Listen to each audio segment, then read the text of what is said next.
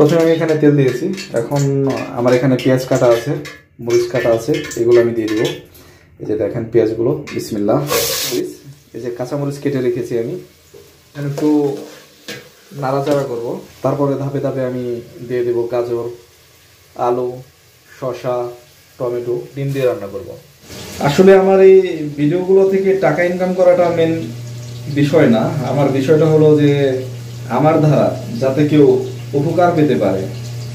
যদি কেউ নতুন বা নতুন কোনো মানুষ যদি সৌদি আরবে আসতে চান, তারা কিভাবে কি করবেন, অনেকে দ্বিধাগ্রস্ত থাকে।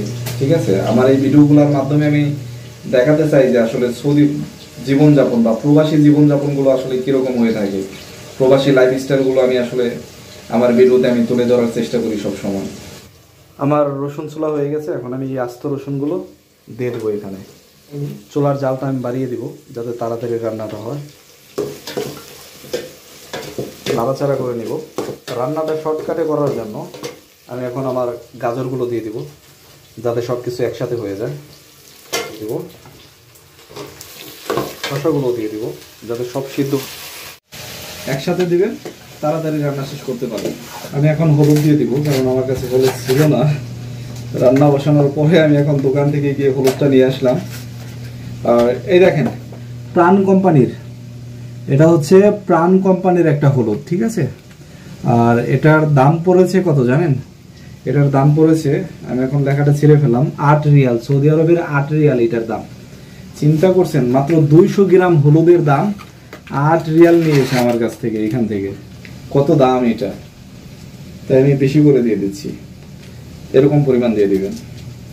সবজি কষানো হয়ে গেছে, এখন আমি চাউল দিয়ে দেব।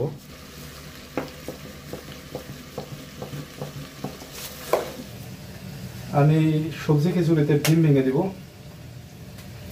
বিসমিল্লাহ। 4টা ডিম ভেঙে দিলাম। ভেঙে দেওয়ার পর দেখেন এরকম হচ্ছে সবজির কালার, বিসমিল্লাহ। আমি খিচুড়িতে সবসময় পানিটা পরে দিই, এর কারণ হচ্ছে খিচুড়ির গুণগত মানটা ঠিক থাকে, একদম সুন্দর হয় পরে যদি পানি দিই। পানি নিচ্ছি, পানিটা গরম পানি। আর এখানে যে টমেটোগুলো ছিল, এখন টমেটোগুলো আমি দিয়ে দিতে পারি, এগুলো দিয়ে দিলাম। এখন আমি খিচুড়িতে পানি দিয়ে দিব, বিসমিল্লাহ। পারফেক্ট খিচুড়ি হয়ে যাবে, দেখতে পাচ্ছেন। তো যারা রান্না করতে পারেন না, যারা, তাদের কোনো টেনশন নাই, ভিডিও দেখবেন আর রান্না শিখে যাবেন।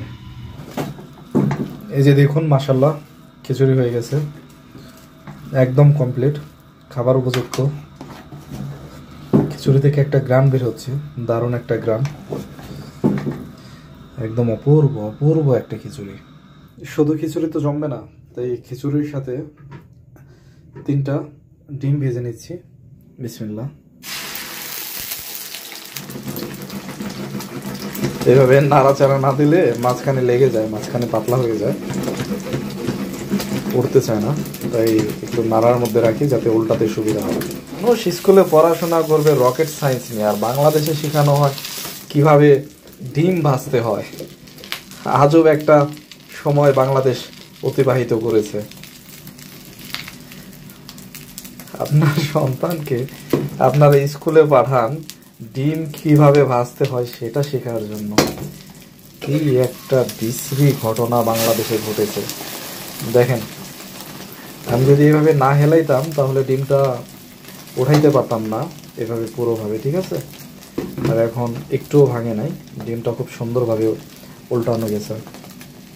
আজকের মতো ভিডিওটা এ পর্যন্তই, আর সাথে থাকার জন্য ধন্যবাদ। আমার পরবর্তী ভিডিও দেখার জন্য অবশ্যই আমার চ্যানেলটাকে সাবস্ক্রাইব করবেন, এবং ভিডিওটা যদি ভালো লাগে তাহলে লাইক করবেন, এবং আপনি যদি কোনো কিছু এখান থেকে শিখতে পারেন বা শিখতে চান তাহলে অবশ্যই কমেন্ট করে জানাবেন।